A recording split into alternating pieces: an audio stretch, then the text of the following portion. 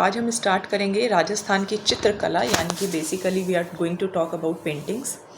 राजस्थान चित्रकला की video start करने से पहले कल मैंने एक वीडियो अपलोड करी थी अबाउट करंट अफेयर्स, तो एक बार आप वो वीडियो जो है वो ज़रूर देखें और मुझे बताएं कि वो हम कंटिन्यू करें या फिर नहीं करें। तो वो हेल्पफुल रहेगी क्योंकि उसके अंदर ये है, करंट अफेयर्स अभी एग्ज़ाम्स के अंदर आता है, तो मैं चाहती हूँ कि राजस्थान के कोई भी एग्ज़ाम हो तो उसके अंदर करंट अफेयर्स का भी पार्ट जो है वो हमारा ना छूटे। तो आप वो वीडियो एक बार ज़रूर देखिएगा। आई थिंक उसका नोटिफिकेशन सबको जाता नहीं है या क्या रीज़न है, एक बार उसको देखिएगा और फिर कमेंट सेक्शन के अंदर आप लिख देना। चलिए, राजस्थान की चित्रकला, राजस्थान हिस्ट्री हमने कंप्लीट कर ली है, आप प्लेलिस्ट में देख सकते हैं। राजस्थान कल्चर के अंदर हमने क्या क्या कर लिया है, मैंने आपको लोक देवता करा दिए हैं, लोक देवियाँ करा दी हैं, फिर मैंने आपको मंदिर कराए थे, फिर दुर्ग कराए, फिर महल कराए, फिर हवेलियाँ कराई, फिर छत्रियाँ कराई। और अब हमारे सिलेबस में है राजस्थान पेंटिंग्स, एंड मैं इसको कोशिश करूँगी कि विद इन अपना ये 2-3 डेज़ जो अपना राजस्थान कल्चर का भी पार्ट है वो ख़त्म हो जाए, and then we will start Rajasthan geography. यही सेम टॉपिक्स हमने राजस्थान हिस्ट्री और कल्चर के इंग्लिश में भी किए हैं, जो कि आप चैनल पर जाके प्लेलिस्ट देख सकते हैं, खासकर वो स्टूडेंट्स, वो एस्पिरेंट्स जो कि इंग्लिश मीडियम से हैं। और मैंने पहले भी अपनी वीडियो के अंदर कहा है कि अगर आप इंग्लिश से हैं तो आपको हिंदी से डरने की कोई ज़रूरत नहीं है, अगर आप हिंदी से हैं तो आपको इंग्लिश से डरने की ज़रूरत नहीं है, क्योंकि एग्ज़ाम में तो दोनों ही आती हैं, है ना। तो आप चाहे कोई भी एग्ज़ाम देखो, आप RAS का एग्ज़ाम देखो, उसके अंदर भी पेपर 3 में इंग्लिश और हिंदी आती है। आप फर्स्ट ग्रेड का दे रहे हो, उसमें इंग्लिश हिंदी दोनों आएगी, मैथ्स भी आएगी, तो सब कुछ ही आना चाहिए, तभी आप जो है वो किसी कॉम्पिटिटिव एग्ज़ाम में बने रह सकते हो। तो स्टार्ट करते हैं चित्रकला, है ना। और अभी एक पेपर भी हुआ था RAS के अंदर भी, इसके अंदर से डायरेक्ट क्वेश्चन था, और डायरेक्ट का मतलब है कि आपको इन नोट से वो आंसर मिल जाएंगे। तो मैं वो क्वेश्चन भी अगर हो सका तो दिखा दूंगी, वरना मैं आपको बता दूंगी कि कौन सा क्वेश्चन वो आया था। चलिए स्टार्ट करते हैं। तो देखो, चित्रकला, इंडियन राजस्थान की जो पेंटिंग्स हैं वो तो बहुत ही ज़्यादा फेमस है। ऐसा तो पेंटिंग्स हैं ही नहीं कि जो राजस्थान की पेंटिंग्स फेमस ना हो। तो देखिए, चित्रित शैलाश्य बैराठ, मानगढ़, डिंगारिया, आलनिया व दर्रा में मिले हैं। मतलब आपको चित्रित जो है शैलाश्य, मतलब जैसे कि पत्थरों पर भी पेंटिंग्स जो हैं वो करी गई हैं, और आपको बैराठ में देखने को मिल सकती हैं, मानगढ़ की पहाड़ियों में देखने को मिल सकती है, डिंगारिया में, आलनिया में व दर्रा में। इससे थोड़ा सा क्वेश्चन कम ही आता है, क्वेश्चन जो है वो शैलियों से ज़्यादा आता है, जैसे कि मेवाड़ शैली, मारवाड़ शैली, ढूंढाड़ शैली, हाड़ौती शैली, तो उसके ऊपर आपको ज़्यादा ध्यान देने की ज़रूरत है। फिर आप देखोगे तो कालीबंगा और आहड़ के जो मृद भांड हैं उसके ऊपर भी चित्रांकन किया गया है, मतलब उसके ऊपर भी पेंटिंग की गई है। फिर आप देखोगे भोजपत्र, ताड़पत्र पर पोथी लेखन व चित्रांकन हुआ है, जो आज भी जैन भंडारों में संग्रहित है और जो बड़ी काफ़ी मुश्किल से मिलता है, जिसमें जैसलमेर में 1060 ईस्वी के ओध नियुक्ति वृत्ति तथा दशविकालिका सूत्र चूर्णी प्रमुख है। मतलब कि भोजपत्रों पे, ताड़पत्रों पे जो लिखा हुआ है वो भी आज आपको वहाँ पर मिलेगा, जिसमें से 2 सबसे ज़्यादा फेमस हैं। एक तो ओध नियुक्ति वृत्ति तथा दशविकालिका सूत्र चूर्णी। इनमें प्रतिहार काल के, अगर हम गुर्जर प्रतिहार काल के बारे में बात करें तो उसके कामदेव हाथी का कलात्मक अंकन है। और राजस्थानी चित्रकला अजंता परंपरा की है ना। आपने अजंता वगैरह का नाम सुना होगा अगर आपने ऑल इंडिया लेवल की GK कभी पढ़ी है तो। प्रारंभ में इस पर जैन, गुजरात व अपभ्रंश शैली का प्रभाव था। मीन्स राजस्थान पेंटिंग्स के ऊपर पहले जैन शैली, गुजरात शैली, अपभ्रंश शैली का प्रभाव था, बाद में मुगल शैली भी इसके अंदर मिक्स होती चली गई। अगर हम जन्मभूमि की बात करें तो मेदपाट, जिसको प्रागवाट भी कहते हैं, और प्रमुख केंद्र की बात करें तो मेवाड़। अब कुछ बातें हैं जो कि आपको रटनी तो पड़ेंगी ही पड़ेंगी। आनंद स्वामी, OC गांगुली व हेवल ने राजपूत चित्रकला, रामकृष्ण दास ने राजस्थानी चित्रकला कहा है। इसके बाद विशुद्ध राजस्थानी शैली का विकास 1500 ईस्वी में हुआ। स्वर्ण युग की बात करें, गोल्डन पीरियड की बात करें तो 17वीं से 18वीं शताब्दी। सर्वप्रथम वर्गीकरण जो किया, मतलब कि ये पेंटिंग्स अलग अलग टाइप्स की हैं, ये मेवाड़ है, ये मारवाड़ है, ये ढूंढाड़ है, ये हाड़ौती है, ये सबसे पहले आनंद कुमार स्वामी ने किया अपनी बुक राजपूत पेंटिंग्स में। कब? 1916 के अंदर। तो ये कुछ स्टार्टिंग है जो कि आपको तब ज़्यादा समझ में आएगी जब आप सभी शैलियाँ देख लेंगे। तो इसको मैं थोड़ा सा आपको ट्रिक्स फिर भी थोड़ी हेल्प कर देती हूँ, लेकिन इसको आप पहले पूरा वीडियो सुन लेंगे ना और उसके बाद आप इसको देखेंगे तो आपको बहुत ईजीली ये चीज़ें समझ में आ जाएंगी। लेकिन फिर भी मैं एक बार थोड़ा सा आपको बता देती हूँ। देखिए, जो कालीबंगा है और आहड़ है, हमें पता है कालीबंगा और आहड़ जो हैं वो सभ्यता भी रही हैं, राजस्थान की सभ्यता रही हैं। और राजस्थान की सभ्यता रही है तो वहाँ पे टेरिकोटा तो मिलता ही था, है ना, मिट्टी के जो बर्तन होते थे उनके ऊपर कुछ कुछ अंकित हुआ होता था। तो कालीबंगा और आहड़ के जो मृदभांड मिले हैं उनके ऊपर चित्रांकन हुआ है। दो याद रखने हैं, एक तो ओध नियुक्ति वृत्ति और एक दश विकालिका सूत्र चूर्णी। ये बहुत प्रमुख है। क्यों प्रमुख है? क्योंकि इनके अंदर क्या है, कुछ कुछ संग्रहित है, मतलब जैन भंडारों में ये संग्रहित है। क्यों संग्रहित है? क्योंकि भोजपत्रों व ताड़पत्रों पर पोथी लेखन व चित्रांकन हुआ है। So these two are very famous. एक तो वृत्ति वाला और एक दश विकालिका सूत्र चूर्णी वाला। अब अगर हम बात करें तो देखो, प्रतिहार काल भी था, ऑब्वियसली उस टाइम पे भी पेंटिंग्स हुई होंगी। तो उस टाइम पे क्योंकि गुर्जर प्रतिहार शैली थी तो बहुत ज़्यादा आप बोल सकते हो कि जैसे मंडोर में रहे वो लोग, मेड़ता में रहे, नागभट्ट प्रथम वाली जो हमने वंश पढ़ा था, तो उसके अंदर कामदेव और हाथी का अंकन है ना। तो जहाँ पे भी राजा वगैरह आ जाते हैं तो वहाँ पे हाथी वगैरह का वो जो है जो अंकन है वो आएगा ही। अब अजंता परंपरा की है, ठीक है, ये भी आपको ध्यान रखना है। अब देखो, मुगल्स बाद में आए, अपने यहाँ पहले से ही थे, बौद्ध धर्म जैन धर्म पहले से ही था, गुजरात पहले से ही था, अभ्रंश शैली पहले से ही था। तो ये सब तो पहले से था ही, मुगल शैली बाद में आई। मेदपाट मीन्स सबसे पहले वहाँ पे जन्मभूमि हुई। लेकिन अगर हम प्रमुख केंद्र की बात करें वो मेवाड़, क्योंकि आपने पढ़ा होगा जब मैंने आपको महाराणा प्रताप पढ़ाया था तब मैंने आपको चावंड शैली और ये सब बताया था। फिर देखो, जो आनंद स्वामी हैं, ओसी गांगुली हैं, वह हेवल हैं, ने राजपूत चित्रकला, रामकृष्ण दास ने, मतलब इन्होंने तो कहा है राजपूत चित्रकला, लेकिन रामकृष्ण दास ने कहा है राजस्थानी चित्रकला। तो देखो, जो रामकृष्ण होते हैं ना, तो ऐसे आप याद कर सकते हो कि जो रामकृष्ण है, राम जो है या जो कृष्ण जो है, उनके लिए सब बराबर होते हैं, उनके लिए कोई राजपूती तो कोई एक कास्ट नहीं है, वो तो इसको राजस्थानी चित्रकला कहेंगे। वहीं आप देखोगे आनंद स्वामी, ओसी गांगुली व हेवल, तो ये पर्टिकुलर मतलब पर्सन हो गए, तो ये एक कास्ट को डिनोट कर सकते हैं, यानी कि राजपूत चित्रकला, सिर्फ याद करने के लिए है। विशुद्ध राजस्थानी का अगर मीन्स हम बोलें कि भाई कब से पेंटिंग्स बनना शुरू हो गई थी, अगर हम विशुद्ध राजस्थान शैली की बात करें तो 1500 ईस्वी से, फिर 17वां से 18वीं शताब्दी तक गोल्डन पीरियड रहा। अब देखो, इसके अंदर आनंद स्वामी, जिन्होंने राजपूत चित्रकला कहा, वापस से वो इसको राजपूत पेंटिंग्स बुक लिखेंगे और फिर 1916 में इसको कह के जाएंगे, यानी कि बात बता के जाएंगे। सो ही यूज़ द वर्ड राजपूत, ठीक है। तो आनंद कुमार स्वामी को बड़ा आनंद आता था राजपूत वर्ड को यूज़ करने में। ऑब्वियसली भाई बहुत बड़ा कंट्रीब्यूशन रहा है उनका राजस्थान के अंदर राजपूतों का, तो क्यों ना, है ना। तो इसीलिए उन्होंने पर्टिकुलरली एक राजपूत को लेके राजपूत चित्रकला कहा, फिर राजपूत पेंटिंग्स कहा।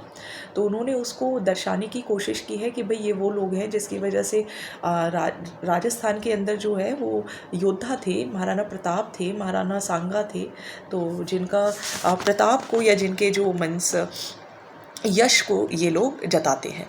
चलिए, अब हम बात करते हैं मेवाड़ स्कूल की। तो इनको हम स्कूल नाम दे देते हैं, है ना, मेवाड़ स्कूल और मारवाड़ स्कूल, फिर अपने कुछ अलग अलग, कोटा हाड़ौती। तो अगर अब हम मेवाड़ की बात करें, ठीक है, तो मेवाड़ के अंदर देखो क्वेश्चन तो बहुत आएंगे, मारवाड़ का बाद में करेंगे, पहले आज मेवाड़ और मारवाड़ ही कंप्लीट हो जाए तो भी बहुत अच्छी बात रहेगी। देखिए, मेवाड़ शैली अब आपको रटना शुरू कर देना है, ठीक है। मेवाड़ शैली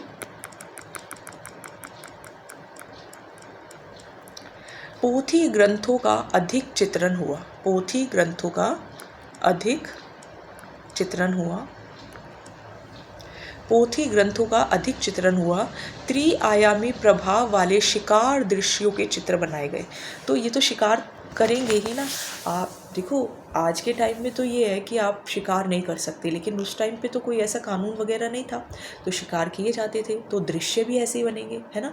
आपने अगर इंडिया जीके कभी देखी हो तो उसमें दिखाया गया है कि पहले जो इंसान है वो जानवरों के पीछे भाग रहा है, पेंटिंग्स के अंदर, और फिर जो जानवर हैं वो इंसानों के पीछे भाग रहे हैं पेंटिंग्स के अंदर, तो शिकार करते थे एक दूसरे का।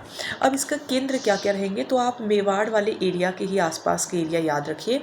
Ahar, Chawand, Chawand is due to Maharana Pratap, Udaipur, Nathdwara, Deogarh, Shahpura. तो ये वो एरियाज़ हैं जो कि मेवाड़ स्कूल से बिलोंग करते हैं। इसको प्रारंभ करने का श्रेय किसको जाएगा, महाराणा कुंभा को जाएगा। देखिए जब हमने मेवाड़, मैंने आपको मेवाड़ की पूरी एक वीडियो है जो मैंने सभी वीडियोस मर्ज कर दी थी, आप जाके देख सकते हैं मेवाड़ वंश की, तो उसके अंदर महाराणा कुंभा आते हैं, फिर महाराणा सांगा, फिर महाराणा प्रताप आते हैं। तो जब कुंभा पहले हैं तो प्रारंभ करने का श्रेय भी उन्हीं को जाएगा। अब अगर हम आहड़ की बात करें, आहड़ तो सभ्यता भी है ना। तो प्रथम उदाहरण 1260 में कमल चंद्र द्वारा तेज सिंह के समय आहड़ में ताड़ पत्र पर चित्रित श्रावक प्रतिक्रमण सूत्र चूर्णी, सावग पड़ी कमन सुत चुन्नी भी इसको कहा जाता है। दूसरा सुपार्श्वनाथ चरितम, सुपाशना चरितम स्वर्ण भस्म से चित्रित। तो आहड़ के अंदर जो प्रथम उदाहरण है वो किसके थ्रू मिलता है, कमल चंद द्वारा तेज सिंह के समय कमल चंद द्वारा आहड़ में ताड़ के पत्रों पर श्रावक प्रतिक्रमण सूत्र चूर्णी, या जिसको सावक पड़ी कमन सुत चुन्नी भी कहते हैं, और दूसरा सुपार्श्वनाथ चरितम या फिर सुपाशना चरितम यानी कि स्वर्ण भस्म से चरित। तो ये दो मिलते हैं आहड़ के अंदर। तो देखो इनको तो नाम लेते लेते पढ़ते पढ़ते आ निकल जाएगी, है ना। कौन से दो नाम हैं, एक तो श्रावक प्रतिक्रमण सूत्र चूर्णी, जिसका दूसरा नाम है सावग पड़ी कमन सुत चुन्नी, और दूसरा है शु पार्श्वनाथ चरितम या फिर शु पाशना चरितम स्वर्ण भस्म से चित्रित। तो आ निकल रही है दोनों नाम पढ़ते पढ़ते। तेज तो हम पढ़ ही नहीं सकते, तो तेज सिंह के समय हमें बहुत ही धीरे धीरे पढ़ना है ना, बिल्कुल कमल की तरह धीरे धीरे पढ़ना है। तो कमल चंद द्वारा ये ताड़ पत्र पर चित्रित है आहड़, ठीक है, याद कर लो अभी वीडियो के साथ साथ ही। दूसरा आ जाता है चावंड, जो कि मेवाड़ शैली का प्रमुख केंद्र था। Chawand is mostly related to Pratap के समय रागमाला का जन्म हुआ। मैंने महाराणा प्रताप आपको पढ़ाया है, आप वीडियोस के अंदर देखेंगे तो पहले आपको 1857 की क्रांति मिलेगी, फिर महाराणा सांगा मिलेंगे और फिर महाराणा प्रताप मिलेंगे। आप वो वीडियो देखिएगा, उसके अंदर मैंने आपको बताया था। चलिए अब हम कहाँ पर थे, हाँ पहले मैं इसको थोड़ा सा रब कर देती हूँ। देखो ये निसार देन, अनूप सिंह, ये बहुत यही आते हैं पेपर में। और देखो आरएस का पेपर ना बहुत टफ बता रहे थे, लेकिन आप क्वेश्चन देखोगे ना तो जैसे कि क्वेश्चन इस तरीके से होते हैं, जैसे 4 साइड आपको ये दे दिए, 4 साइड ये दे दिए। अगर आपको कभी कभी एक का भी पता होता है ना तो आपका पूरा क्वेश्चन हो जाता है। और पेंटिंग वाला क्वेश्चन ऐसे ही था। पेंटिंग वाले क्वेश्चन में अगर आपको बीकानेर का पता था ना तो आपका पूरा क्वेश्चन हो जाता।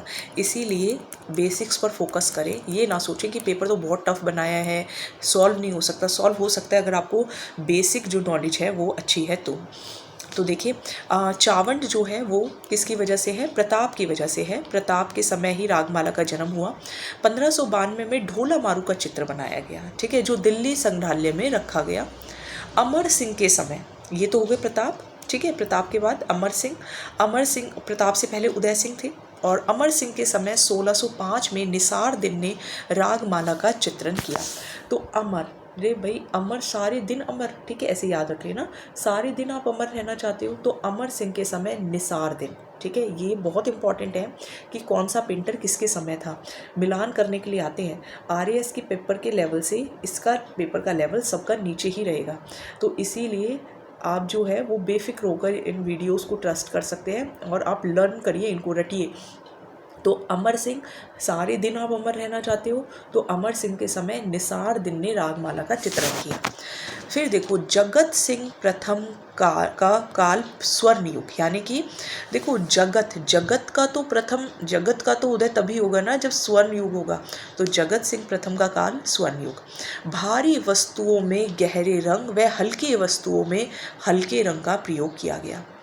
इसके समय राजमहल में, किसके टाइम पे, जगत सिंह के समय पे चितेरा री ओवरी तस्वीरा रो कारखाना नामक कला विद्यालय की स्थापना हुई।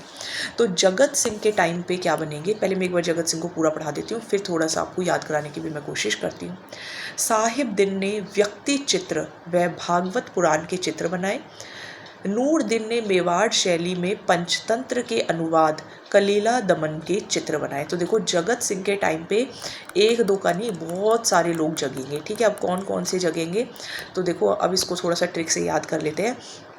जगत सिंह के टाइम पे बहुत सारे लोगों को जगना है ना, सारा दिन। या तो आप ऐसे अमर सिंह के टाइम पे तो भाई सारे दिन अमर रहना चाहते हो तो निसार दिन अमर सिंह रागमाला। ठीक है, अब आ जाओ जगत सिंह। जगत सिंह के टाइम पे क्या क्या याद रखना है, एक तो स्वर्ण युग है। अब स्वर्ण युग है, अगर हम बोल रहे हैं कि जग जाओ कहीं कोई सोना ना ले जाए, ठीक है, ऐसे याद कर लेना, जग जाओ कहीं कोई सोना ना ले जाए, तो जगत सिंह प्रथम के टाइम पे स्वर्ण युग।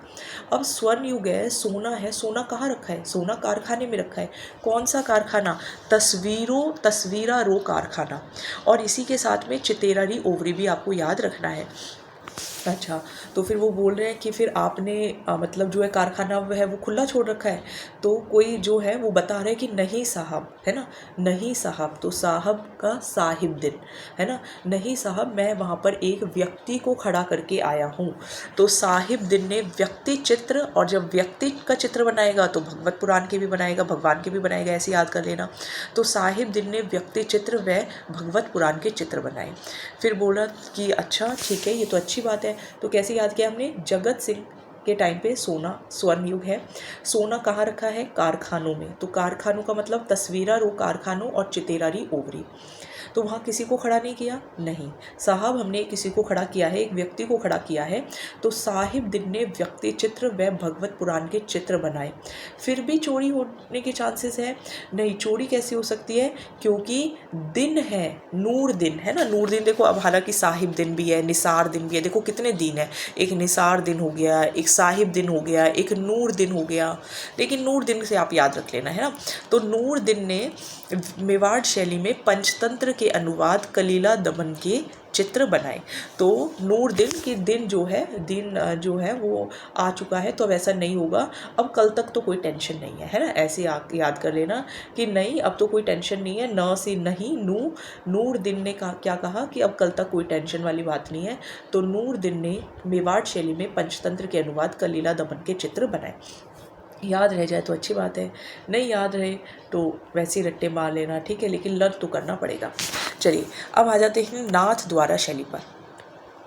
नाथ द्वारा शैली का क्या खास बात है, नाथ द्वारा जो है वो हमने पढ़ा कि नाथ द्वारा भी है मेवाड़ शैली के अंदर ही आती है। आंखें हिरन जैसी, आपने इसकी पेंटिंग देखना, अगर हो सकेगा ना तो मैं पेंटिंग लगा दूंगी इसके अंदर। तो आंखें हिरन जैसी, हिरन तो ऑब्वियसली बहुत सुंदर होता है। गायों का अंकन बहुत अधिक है, हरा व पीला रंग बहुत ज़्यादा यूज़ किया गया है ना, हरा व पीला रंग बहुत ज़्यादा यूज़ किया गया है। नाथ द्वारा शैली का विकास उदयपुर व ब्रज शैली के मिश्रण से हुआ है। यहाँ पिछवाई के चित्र बने, इनमें केलों के वृक्षों की प्रधानता है। प्रमुख शासक राज सिंह महाराणा राज सिंह भी मैंने आपको पढ़ाया है, वो आप अगेन राजस्थान जीके इन हिंदी की वीडियोज़ जाकर देख सकते हैं। चित्रकार कौन कौन है ये बहुत इंपॉर्टेंट है, नारायण, चतुर्भुज, घासीराम, उदयराम, रेवाशंकर, कमला तथा इलायची। तो देखिए इसके अंदर आपको, और देखो यही नाम आपको बाद में भी देखने को मिलेंगे ही, लेकिन नाथ द्वारा शैली नोट, तो नाथ द्वारा शैली को भी अब थोड़ा सा याद कराने की मैं आपको कोशिश करती हूँ। तो देखो नाथ आप रिलेट कर लो कि अपने नाथ से, यानी कि अपने भगवान से, ठीक है। तो आपके जो नाथ हैं, आपके जो भगवान हैं, तो वहाँ पे थोड़ा सा कृष्ण भगवान से रिलेट करो, तो उनके पीछे गाय होती थी, ठीक है, और गाय है तो हिरन भी है ना, तो गाय है तो आंखें हिरन जैसी हैं। अब यहाँ पे जो कृष्ण भगवान थे वो तो ब्रिज से बिलोंग करते थे, तो ब्रिज शैली और उदयपुर शैली का मिश्रण है। हाँ, तो नाथ हमें किससे ध्यान रखना है, कृष्ण भगवान से, तो उनके पीछे गाय होती थी, जहाँ गाय हैं वहाँ हिरन भी होंगे। हरे व पीले रंग के कपड़े कृष्ण भगवान पे बहुत सुंदर लगते हैं। ब्रिज से वो बिलोंग करते थे, उनके पीछे पीछे सब थे, है ना, तो पिछवाई के चित्र बने हुए हैं। और जो कृष्ण भगवान है वो आपने देखा होगा पेड़ के नीचे, और उनके पीछे पेड़ होता है, तो मान लो केले का पेड़ है ना, तो केले के वृक्षों की प्रधानता है। इसके प्रथम उन्होंने तो राज ही किया है, तो राज सिंह थे। अब देखो बहुत सारे हैं इसके अंदर। नारायण है, तो नारायण तो उनका खुद का ही नाम है। चतुर्भुज भी आप उन्हीं से रिलेट कर सकते हो। घासी राम, उदय राम है ना, राम राम, रेवा शंकर शंकर, कमला इलायची है ना, तो कमला और इलायची आप उनकी गोपी लगा लो कि उनकी गोपी है। और Reva Shankar, Shankar is also related to Bhagwan. Ghasi Ram is also related to Ram. Uday Ram is also related to Ram. तो इस तरीके से याद हो जाएगा। चलिए अब बात करते हैं देवगढ़ उपशैली की। देवगढ़, तो मेवाड़ शैली की, देवगढ़ शैली के 3 प्रसिद्ध चितेरे कौन कौन हैं? चोखा, बुगता, केवला। बहुत इंपॉर्टेंट है, चोखा, बुगता, केवला। ठीक है, चोखा, बुगता, केवला, चोखा, बुगता, केवला। तो चोखा, बुगता, केवला ये क्या है? 3 प्रसिद्ध चितेरे हैं, यानी कि जो बहुत अच्छी ड्राइंग वगैरह करते थे। प्रमुख चित्र है, प्रमुख, एक सेकेंड, हाँ, अजारा की ओवरी, मोती महल में भित्ति चित्र होते हैं दीवारों पे, जैसे दीवारों पे पेंटिंग्स कर दी जाए। इसमें मेवाड़, मारवाड़ व ढूंढाड़ की समन्वित शैली है। देवगढ़ में देखो 3 ही यहाँ पर चितेरे हैं और 3 ही शैली समन्वित है। 3 प्रसिद्ध चितेरे कौन से हैं देवगढ़ के अंदर? चोखा, बुगता, केवला, है ना। चोखा है ना, भुगत लो केवल, है ना, पढ़ाई भुगत लो तो आपकी लाइफ सेट हो जाएगी। तो चोखा है, भुगत लो, वरना फिर तो बाद में लगे रहना पड़ेगा, तो इसीलिए पढ़ लो 2-3 महीने। मेवाड़, मारवाड़, ढूंढाड़ की समन्वित शैली है। अब इसमें चित्रकार देखो, साहिबदीन, है ना, यही साहिबदीन आप देखेंगे तो मैंने आपको ये अमर सिंह, जगत सिंह प्रथम के टाइम पे भी पढ़ाए थे। तो साहिबदीन, नासिक दिन, निसार दिन, गंगा राम, कृपा राम, भैरा राम, मनोहर। अब देखो राम यहाँ पे भी थे, यहाँ पे कौन थे? घासी राम थे और उदय राम थे। और यहाँ पे आप देखोगे तो गंगा राम है और कृपा राम है और भैरा राम है। तो देखो पहले के नाम ऐसे ही होते थे, भगवान के नाम पर ही। तो मैं ही क्या करूँ अगर सिर्फ भगवान से रिलेटेड ही चीज़ें आती हैं तो। ठीक है, तो क्या क्या याद रखने? एक तो निसार दिन, नासिक दिन, एक तो 3 दिन है ना, साहिब दिन, नासिक दिन, निसार दिन, और फिर है 3 राम है, गंगा राम, कृपा राम, भैरा राम, और एक है मनोहर।